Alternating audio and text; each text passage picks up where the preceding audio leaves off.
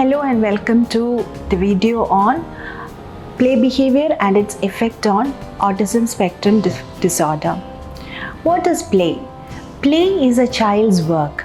We've seen children playing all the time. They learn through play, their emotional development happens through play, their social development happens through play, and it is a universal language of childhood.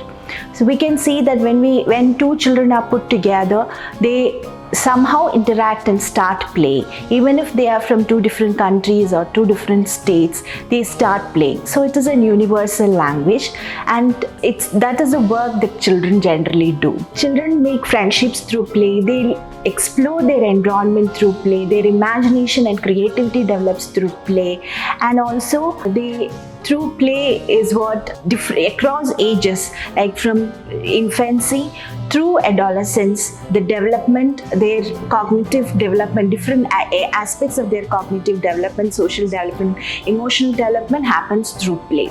Now, what all are the stages of play? The play happens through different stages across years. Initially, by around from 2 years or so, they do sensory motor play. That is, during this play they get more of sensory input.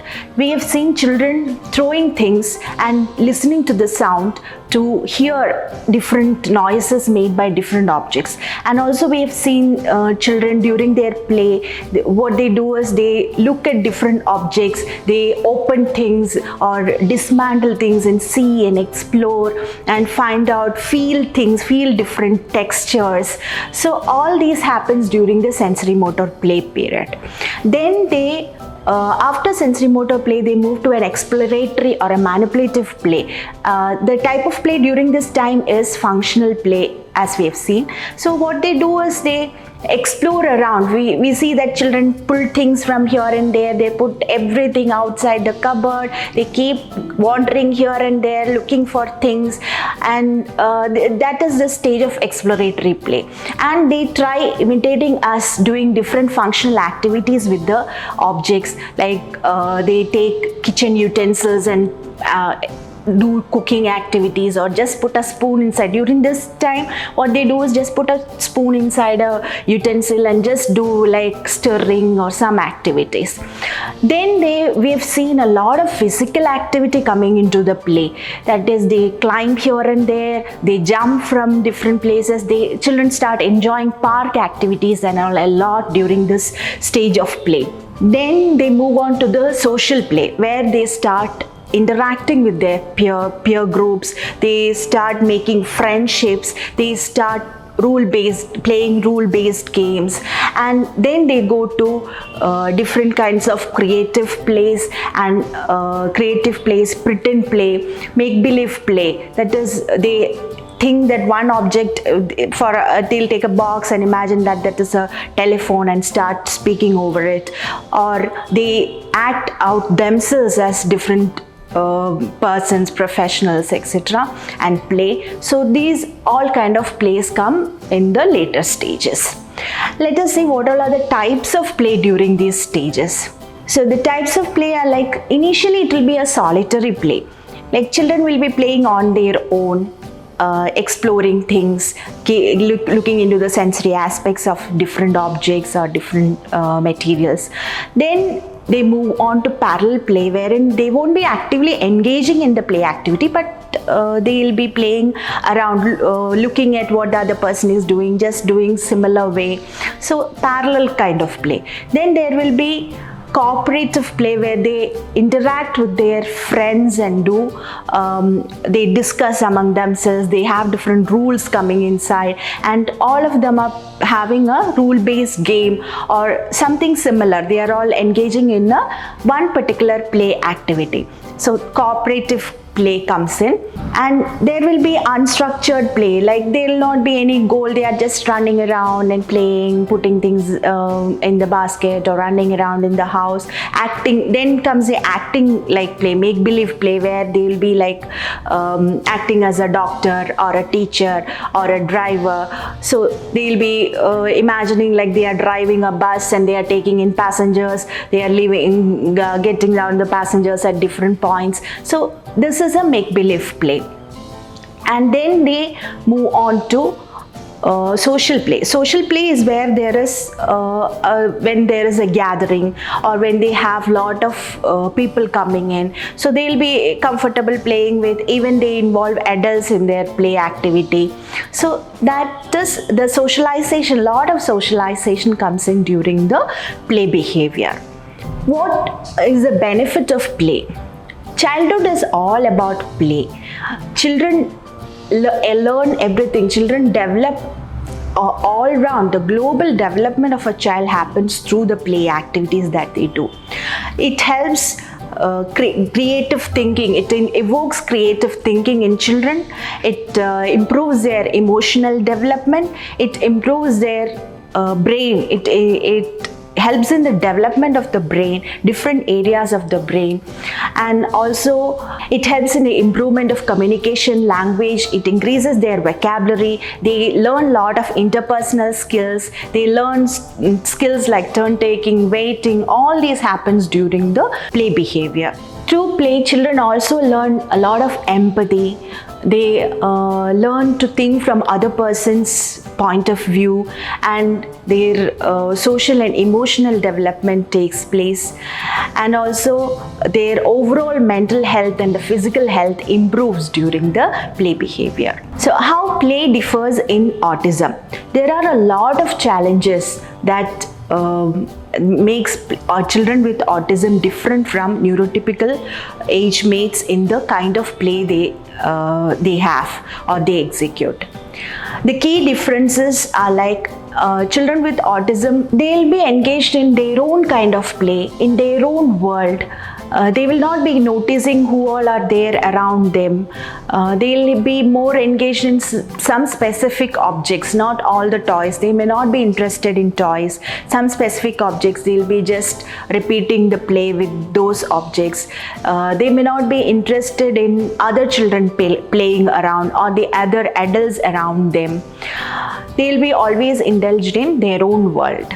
Now, why is play activities different for a child with autism? There are a lot of challenges that prevent the play activities, that prevent the children with autism from engaging a normal kind of play activity. So one important aspect is imitation, lack of imitation skills. Usually we've seen children looking at others and learning things. They try to act out that, and through that imitation they learn to play. But here what happens is, if the child with autism is given a block or something, what they do is they don't look at others and see that what they are doing with the block, how they are stacking the blocks or how they are arranging it to make a model. They don't look at it. They just find out their own way of playing, like lining up the blocks or just stacking them and again and again going on stacking them. So different kinds of play. So this lack of imitation usually hinders a normal play behavior of a child with autism.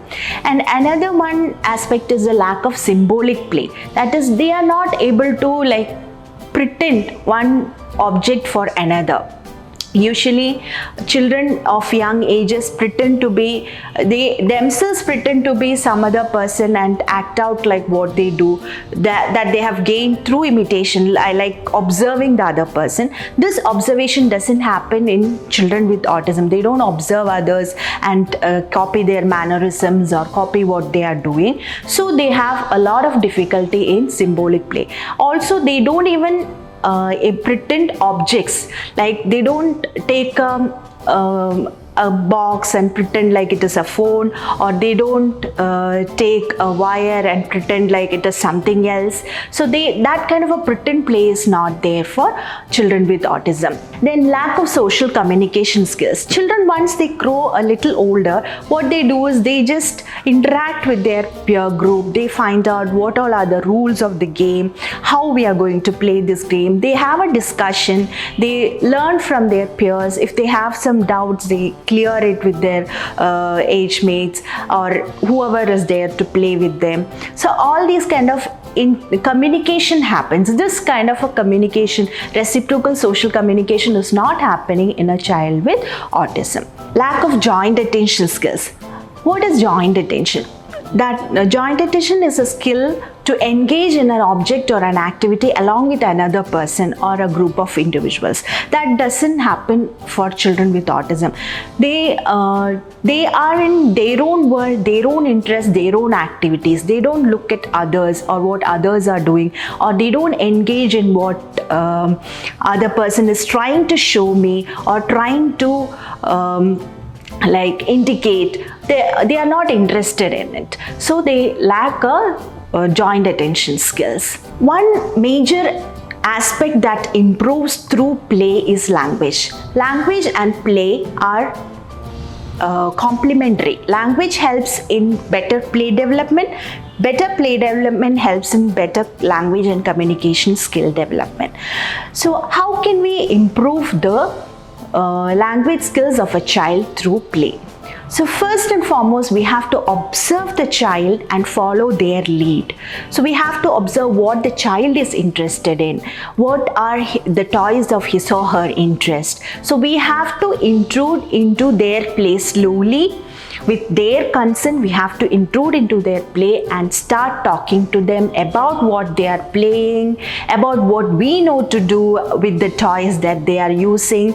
So this kind of interacting with them improves their play skills and also their language. For example, the visual spatial skills, and if you are taking one thing and if the child is taking one object and putting it over another object, you can say, oh, you have put it on the green block, you have put the blue block on the green block. So the child is getting that concept of on. This is how I have to express it. So that way we can observe and follow the lead and interact with them. We can practice turn-taking skills with the child during play behavior. So especially children with autism spectrum disorder lack this turn-taking skill. So what we can do is slowly intrude into their play. If you are suddenly going into the play of a child with autism, they may not like it. So slowly, with the consent of the child, slowly go into the play activity of that child, and without give your own rules into that, but just watch the child, how the child is doing, and slowly create turn-taking opportunities within. Like you can just have a basket and have the toys with you. So as and when the child needs one, for example, if it is a blocks, as and when the child needs, child is putting one block, you can say, next is my turn, I am going to put my block. So slowly you create a turn-taking there, and also help the child wait. Oh, I'm not able to find my block. I'll just wait for a second. Let me find my block. So you can make the child wait for his or her turn. So this way we can slowly improve the turn-taking skills of a child, even in language and also during the play activity. And also you can be a good role model for your child. How can you be a good role model for your child? You can give comments on what the child is doing, like, oh yeah, you've built such a big tower with the blocks, it's really nice. Or you have made the puzzle halfway through, oh, it's really nice. So you can give a comment to the child that is encouraging for the child and reinforcing for the child, so that the child will even accept you into the play activity. And you can give repetitions. Repeated activities always creates a better improvement in the child's play behavior and any behavior. So you can give that repetitions, and also add more language to what the child is speaking. You can give opposites. If the child is saying up, up, up, the train is going up, then you can say the train is coming down, down, down. So you can add on more word vocabulary to the words, to what the child is using, and you can also increase the amount of language or the sentence structure that the child is using. The child is saying this parrot is walking, then you can say this green parrot is walking. So you are adding on more information. That way you can be a good role model for your child. Then you can also sing songs. Children always like songs, especially children on the spectrum. Most of the children on the autism spectrum like to listen to songs. So you can always attach some kind of a song to an activity or an object, so that the child will memorize it and ask you more through the song, more of that activity or more of that object through the song. Studies have shown that the sound of the mother singing a song related to an object or an activity creates a lot of change in a young child. So when the mother is engaged in a play activity with the child, mother can make different simple songs with the objects that they are using or with the context data that they are engaged in. So we are playing with blocks. Blocks are very nice, different colored blocks. So you can just sing in this way to the child. Lots of blocks. We are putting the blocks one on top of another, again on top of another. So it's just a random song that is depicting what is being done by the child. So that way songs can also help. We can keep repeat the activities. Repetition helps a lot for children. Generally for children, repetition is very, very good in their growing ages, and for children on the spectrum it helps much more. So we have to give a lot of repetition. As adults, we may not like repetitions, but when we are playing with the child, we can take the same play that we have done yesterday or for a continuously 1 week, the same activity we are playing. That will help a lot, because the child gets input of the same language, the same kind of spatial concepts, the same all are going on in a same way. So that gives a lot of input to the child's brain and helps the child improve in much better.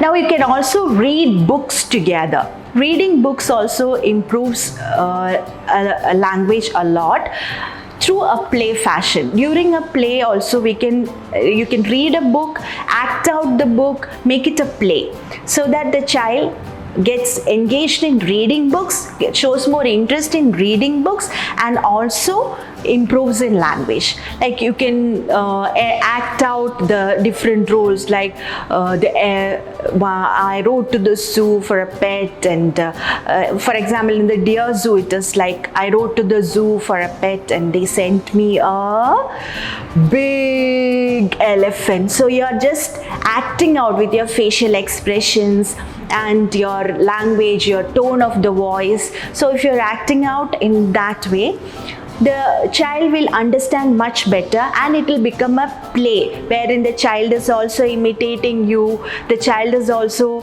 trying to imitate your words, your expressions. So that helps a lot in children with autism. Now, language is a very valuable tool that can be improved through play activities during the early years of development. So when we are interacting with a child on the spectrum, language is very, very important. So we have to, whenever we are playing with the child, whenever we are engaged in an activity with the child, always make sure you talk to the child a lot. Talk about what the child is doing, talk about what you are thinking of doing during the activity, so that the child gets a lot of language input during the play that improves the child's thought, socialization, emotional aspects, everywhere that input of language shows up.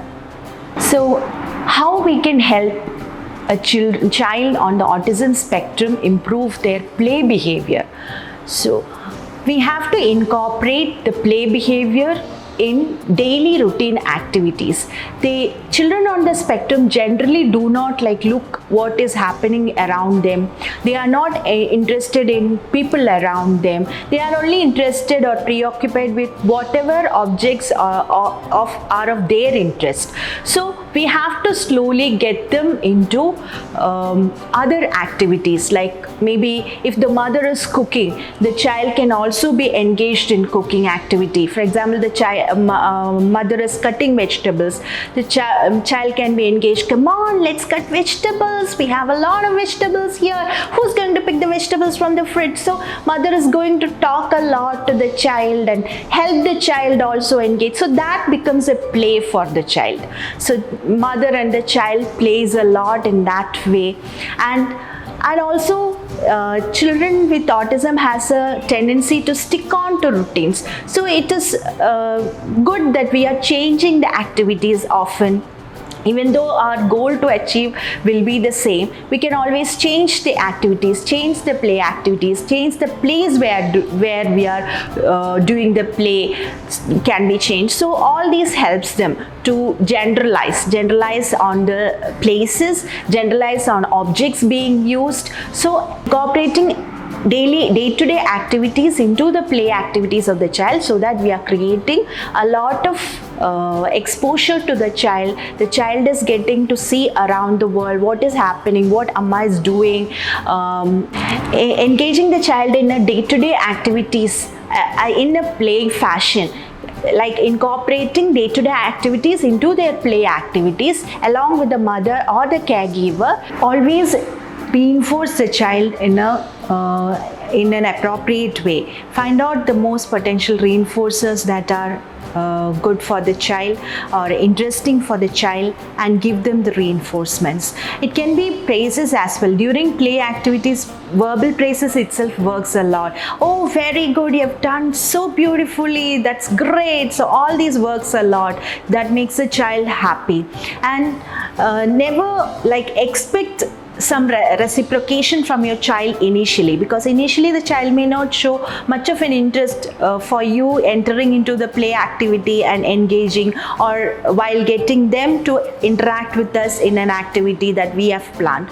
So slowly they'll start showing their interest and showing their giving their attention towards what we are saying and we are wanting them to engage in.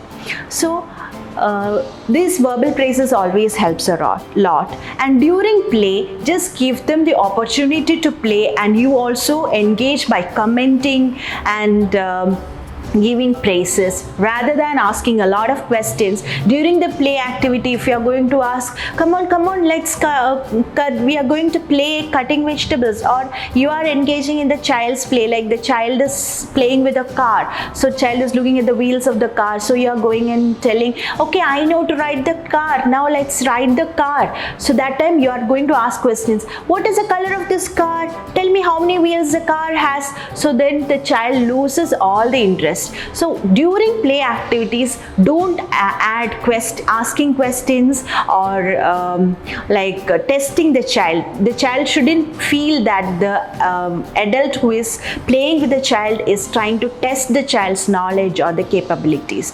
Just keep it a play activity. Just give your comments, give your ideas rather than asking these questions.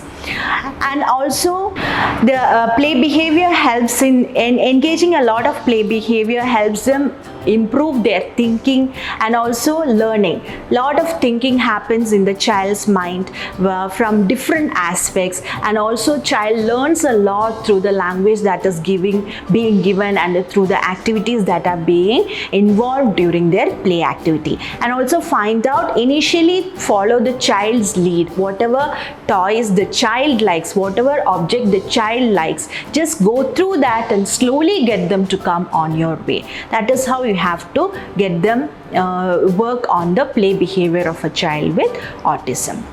Play behavior is very, very important. One very important area that has to be monitored, modeled and developed in a child with autism spectrum disorder.